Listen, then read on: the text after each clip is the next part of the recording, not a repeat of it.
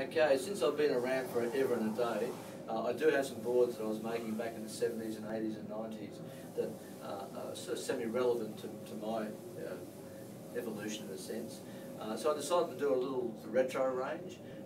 There's a few little tweaks in these boards that actually make them go in waves that we ride now. I haven't totally made them exactly the same, because when people buy these things, if I was to make them exactly the same, I expect them to hang them on the wall, not to really ride them. But these are very rideable. There's a few little modern things in them that make them go and still worth buying. This is, I call the Guy Ormerod model. There's a centre spread of Guy in the Surfing World magazine, mid-70s, riding this board. A little fly swallow. It was a single fin those days, but these days this board can be a tri-fin, can even be a thruster, and it will work. So that was the spray that we had on the board at that particular time. That was the logo that we had in place at that particular time.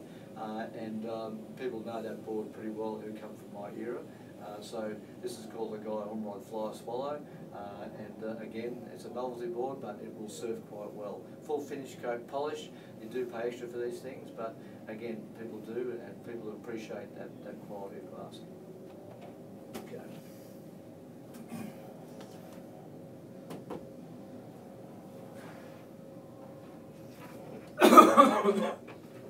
Okay, shortly after that era, we moved into twin fins. There was the MR dominance.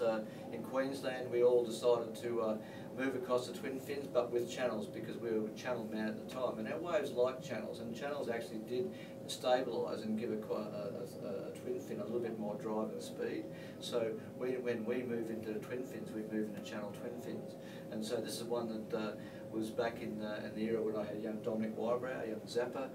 Taught him how to shape, and he was working for us. And this is the sort of thing we're doing for that high performance twin fin surfer. The same decal still was around at that time, even though my decals have evolved quite a lot over the last 35, 40 years. It was still the same decal at that time. So that's the channel twin fin. It does have a little centre plug in it, that it didn't in those days, but that little centre stabiliser is something now that's quite common in twin fins, and it had to come along for the ride, because, as I said, I'm not making these things to hang on walls. I'm making them so people can surf them. This board's been ridden by quite a few people, and they actually love it. So this board has been in the water, been surfed, and proven to be a great little board around a rainbow snapper. Okay.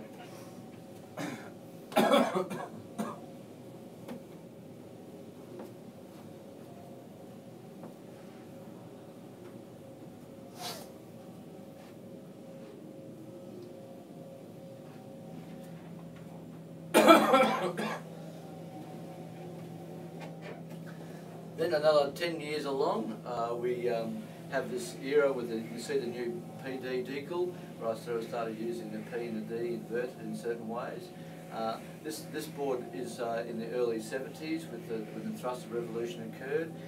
We were still pretty swallow mad at that particular time, and also we still liking the channels. This particular board has two little short channels out of the flyers, exhausting out the flyers, and still quite as this board has a con V in it, something I'm doing these days, which I incorporated in this model just to make it more surfable. They're a flat out deck, chunky little board.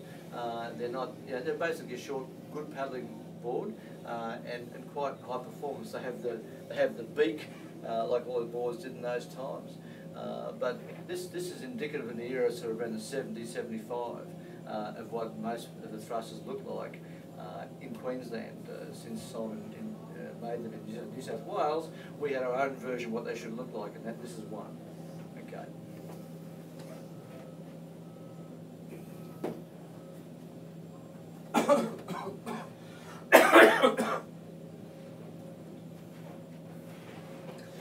Okay, this board here is a little bit further along, and as the Sydney surfers were dominating, they started to skew our thinking as far as what we think a normal thruster should have looked like. So this would have been probably in the vicinity of the early 80s, so we went across to the normal round square, which everyone was surfing. There was also a change to Aloha. We're doing a lot of the belly channels, so to make the boards a little bit more usable in junkie surf, like was in Sydney, the belly channel became quite a well-known channel. So we actually introduced that ourselves, See there's little belly channels in this particular board. There's a normal round square. Still a bit of area forward on these boards at the time. They're still wide, they're still short. This board is probably a little bit less chunky because as we were moving into thrusters in the 80s, late 80s, the boards became a little bit more refined. And this is the start of that movement. So this is what I'd say would be probably getting into the 80s, early mid 80s, that particular era. But quite a good era, and that's the belly channel thruster.